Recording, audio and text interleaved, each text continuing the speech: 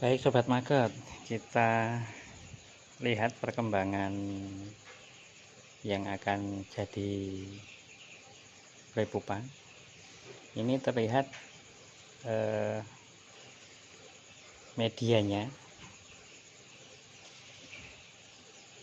cenderung masih agak basah tapi setengah kering. Kemudian geraknya magotnya itu kurang begitu leluasa atau magotnya kurang begitu menarik. Jadi kalau kondisi seperti ini, kalau untuk maggot yang mau dijual ini nggak apa-apa, tinggal dikeringkan terus nanti dipanen magotnya. Tetapi kalau untuk pembesaran ini sebisa mungkin substrat yang ada di media ini dihabiskan. Karena ini cenderung basah, maka biasanya saya lakukan adalah memberikan pakan dalam bentuk kering atau yang bisa menyerap cairan yang ada. Jadi nanti bisa diurai oleh magotnya. Ini biasanya saya menggunakan roti yang tidak basah karena saya medianya roti. Jadi kita taruh roti di atas medianya ini dengan harapan atau tujuan nanti roti-roti ini bisa menyerap cairan yang ada di media supaya dia kering, kemudian magotnya leluasa bergerak. Juga nanti kasdotnya ini jumlahnya akan berkurang. Jadi kalau jumlahnya kasdotnya ini berkurang, nanti dia tinggal magot yang menjadi prepupa. Ini untuk perlakuannya seperti itu. Kalau yang medianya tebal tetapi cenderung basah. Kemudian ada lagi kondisi medianya tidak tebal tetapi kondisinya lengket. Apa yang harus dilakukan? Kalau saya berikan ampas kelapa karena magotnya ini size-nya atau ukurannya belum begitu besar. Makanya medianya harus dibuat kering dulu agar nanti kita bisa memberikan makanan lagi. Jadi kita berikan ampas kelapa secukupnya. Jadi diperkirakan nanti ketika ampas kelapa ini sudah diurai oleh maggot, kondisi medianya kering. Dengan kondisi media kering, maka magotnya bisa kita berikan makanan lagi. Jadi ini beda dengan yang biopon sebelah ya, sobat maggot. Jadi ini size-nya masih bisa dinaikkan lagi. Jadi dia ukurannya bisa dibuat lebih besar lagi. Kemudian nutrisinya belum maksimal, belum tercukupi semua. Tetapi medianya cenderung lengket. Jadi saya berikan pengalaman saya bahwa apabila media di dalam biopon itu lengket, maka maggot tidak akan berkembang dengan baik. Akibatnya apa?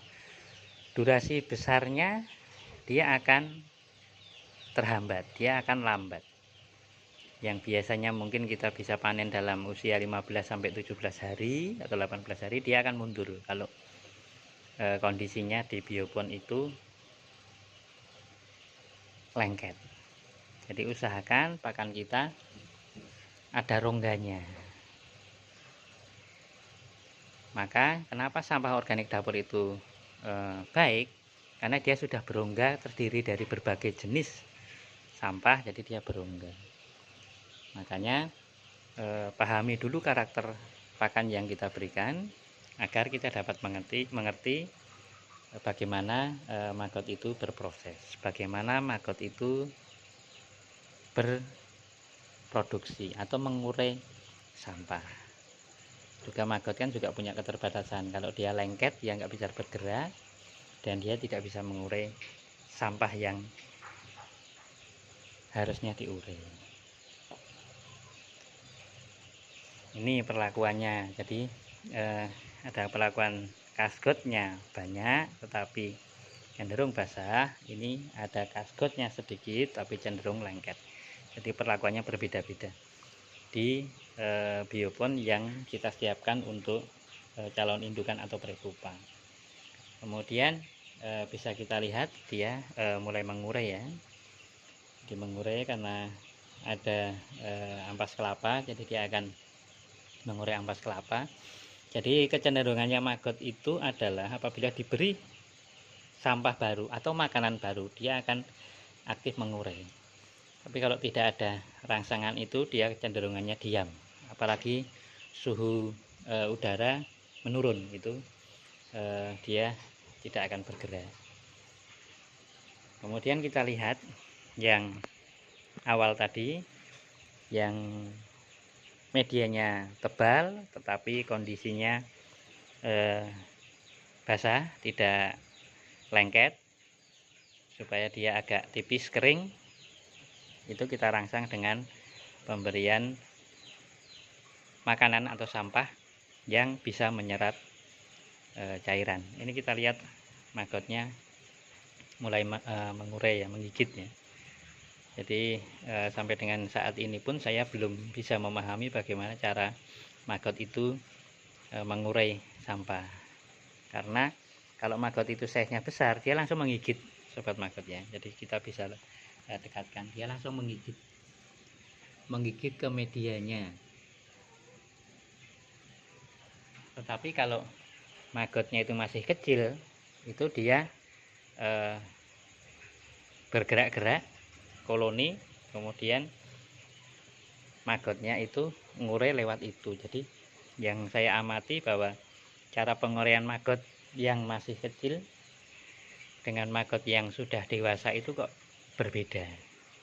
Jadi ini yang perlu masih kita pelajari. Sampai dengan sekarang pun saya masih belum bisa memahami bagaimana dia mengurai. Jadi intinya bahwa sampah yang kita berikan ke maggot 24 jam itu teratasi, terurai dengan baik. Jadi di kali ini ada dua kondisi yang berbeda, di kasgot yang tebal dan kasgot yang tipis, perlakuannya bagaimana. Jadi dalam pembuatan prepupa itu memang betul-betul harus diperhatikan kondisi, kemudian sampah atau makanan yang diberikan itu harus sesuai. Itu yang dapat saya berikan, pengalaman yang saya lakukan di farm saya. Ini kita bisa lakukan seperti itu. Jadi ini juga sudah mulai diurai ya sobat maggot. Jadi ini yang bisa kita lihat. Demikian sobat maggot yang saya sampaikan untuk kali ini.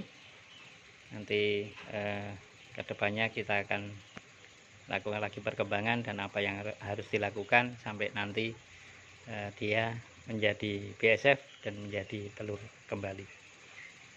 Selamat berbudidaya maggot dan terima kasih.